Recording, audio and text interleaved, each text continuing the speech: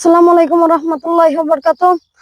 আলহামদুলিল্লাহ, আজকে আসরের নামাজ শেষ হলো। আজকে আমি প্রকৃতি দেখার জন্য বাইরে বেরোয়েছি। আলহামদুলিল্লাহ, আজকে এই রোজার দিনে অনেক প্রচন্ড গরম হয়েছে।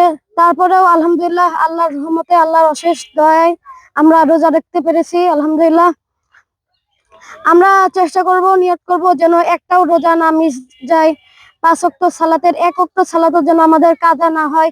আমরা যেন 5 ওয়াক্ত সালাত আদায় করতে পারি, সেই চেষ্টাটা আমরা করব ইনশাল্লাহ।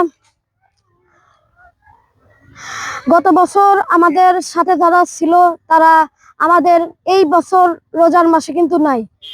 অনেকেই হচ্ছে চলে গেছে অন্ধকার কবরে। আমরা তাদের জন্য দোয়া প্রার্থনা করব আল্লাহর কাছে, আল্লাহ যেন তাদেরকে তাদের সব গুনাহ মাফ করে দিয়ে তাদেরকে জান্নাতবাসী করুন এবং আমাদেরকেও হেদায়েত দান করুন এবং দ্বীনের পথে থাকার তৌফিক দান করুন।